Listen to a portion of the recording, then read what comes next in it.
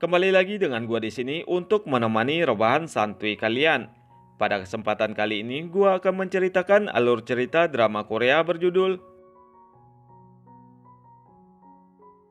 Drama ini sendiri rilis pada tahun 2017 yang lalu dan dibintangi oleh Chae So Bin, Jang Dong Yoon, dan juga Jin Yong God Seven. Drama ini berpusat pada dua orang muda-mudi yang lahir pada hari yang sama, dibesarkan menjadi tetangga dan hidup berdampingan menjadikan kehidupan mereka berdua begitu erat. Lantas bagaimana kisah selengkapnya? Simak video ini sampai habis.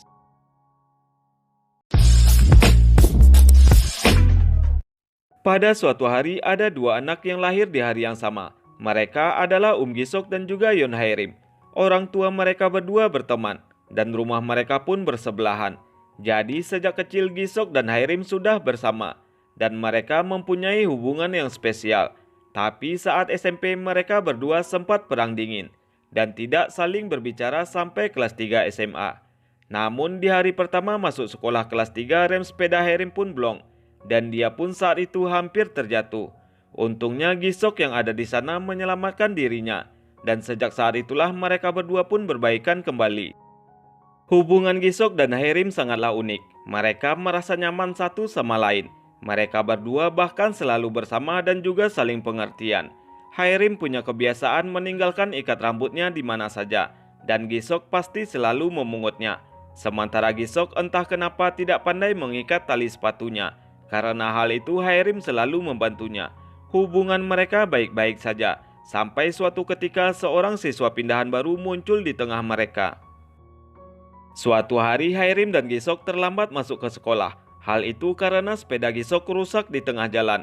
Mereka berdua masuk ke area sekolah dengan memanjat dinding dan di sana mereka melihat wajah yang tidak dikenal yang sedang merokok. Ternyata pria itu adalah Oh Do-kyung. Dia adalah seorang siswa pindahan dari Seoul.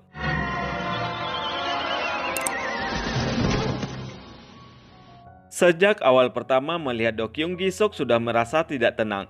Karena entah kenapa dia merasa harus waspada kepada Do-kyung. Gi-sok juga sangat mengkhawatirkan kalau Do-kyung menyukai Hae-rim. Jadi Gi-sok sengaja bermanja-manja kepada Hae-rim kalau ada Do-kyung. Dan juga kalau Do-kyung ingin berbicara dengan Hae-rim, Gi-sok selalu berusaha untuk menghalanginya. Suatu ketika guru menghukum Gi-sok untuk membuat esai mengenai tugas yang dia berikan. Guru memberikan tugas kepada siswa untuk menuliskan apa yang ingin mereka lakukan di awal semester. Saat itu Gi-sok malah menulis ciuman romantis. Makanya guru marah dan sengaja membuat Gi-sok mengerjakan tugas tambahan. Saat Gi-sok mengerjakan tugasnya di rumah dengan penuh penghayatan, dia malah membayangkan ciuman romantis dengan Hae-rim. Bahkan dia hampir menulis nama Hae-rim saat Hae-rim muncul di kamarnya tanpa mengetok pintu.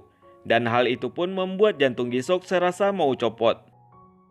Kebiasaan Hae-rim adalah nongkrong nonton film di kamar Gi-sok. Dia bahkan menyuruh Gi-sok untuk memasakkannya rameon. Saat itu mereka menonton film barat yang ada adegan ciumannya. Dan Gi-sok saat itu benar-benar merasa tidak tenang.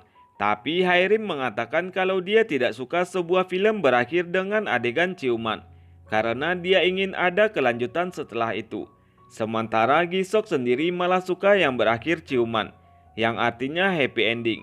Tapi bagi Hae-rim ending idealnya adalah sebuah pelukan erat.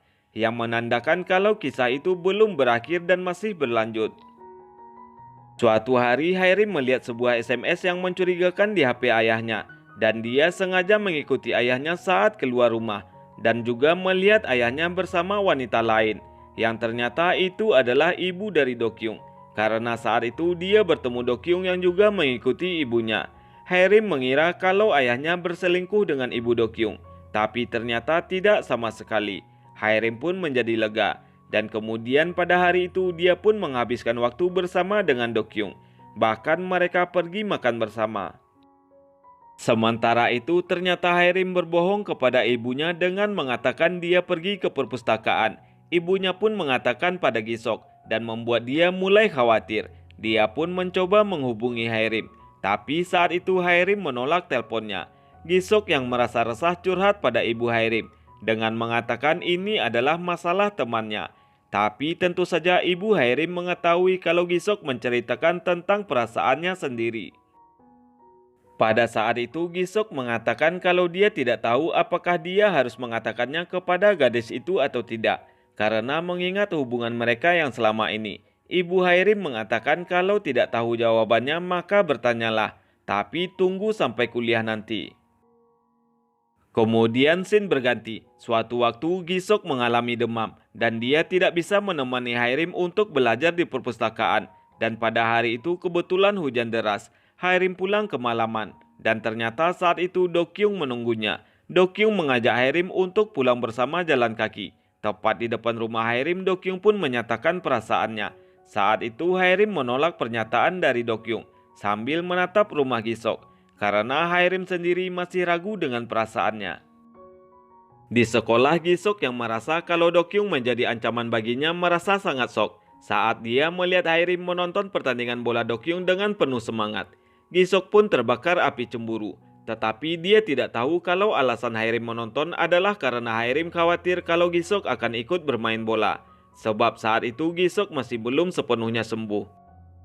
Akan tetapi dengan perasaan cemburu, Gisok malah masuk sebagai pemain dengan tujuan untuk mengalahkan Dokyung. Dia pun bermain dengan penuh semangat, meski akhirnya dia membentur tiang gawang dan pingsan. Hairim merasa kesal sekali karena Gisok bermain bola saat dia masih belum sembuh. Saat itu terjadi pertengkaran kecil di antara mereka di ruangan kesehatan.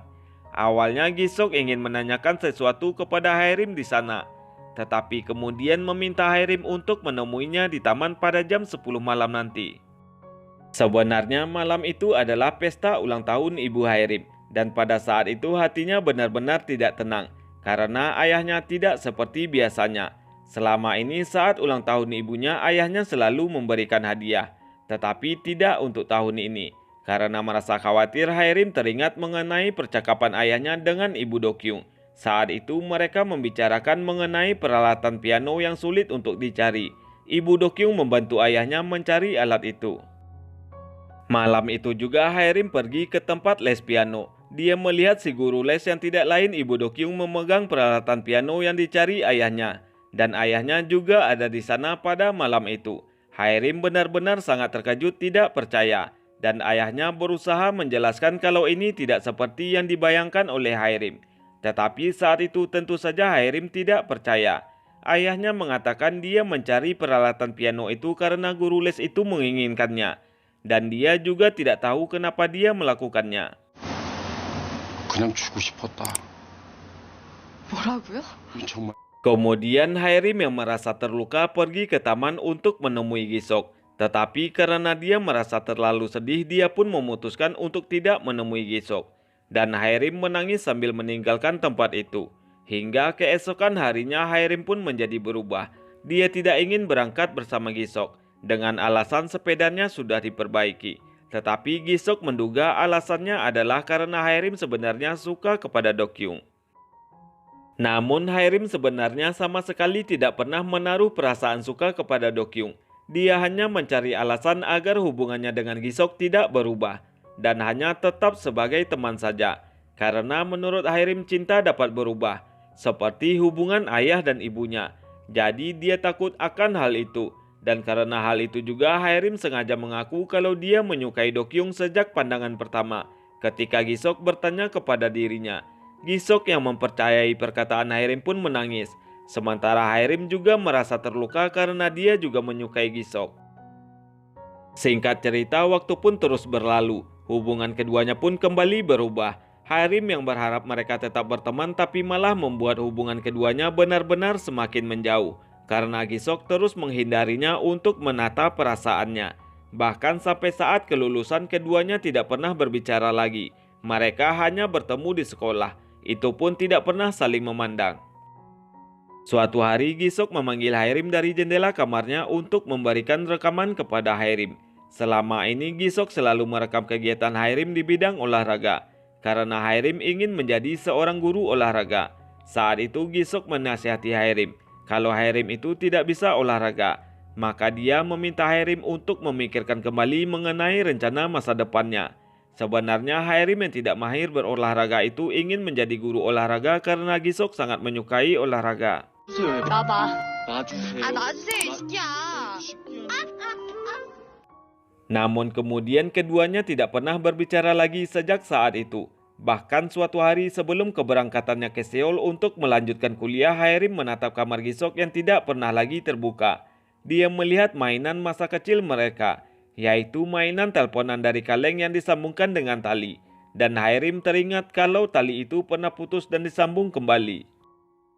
Kemudian scene berganti. Di stasiun kereta api, Gisok datang untuk mengantar kepergian Haerim ke Seoul untuk berkuliah. Gisok pun saat itu menatap Haerim dengan penuh senyuman. Dia berjalan ke arah Haerim sambil diperlihatkan flashback masa lalu hubungan mereka, di mana yang memperbaiki tali telepon mainan itu adalah Gisok sendiri. Saat itu mereka masih SMP, dan keduanya tidak saling berbicara karena sebuah kesalahpahaman kecil. Selain itu juga diperlihatkan flashback di mana ketika Gisok yang sengaja menunggu Haerim berangkat ke sekolah dan sengaja lewat pintu pagar agar mereka bertemu secara kebetulan dan berangkat bersama ke sekolah. Sebenarnya Gisok melihat Dokyung yang menjemput Haerim saat hujan. Gisok juga melihat Haerim bersama dengan Dokyung saat dia janjian dengan Haerim di taman. Makanya Gisok merasa yakin kalau itu adalah jawaban Haerim atas perasaannya.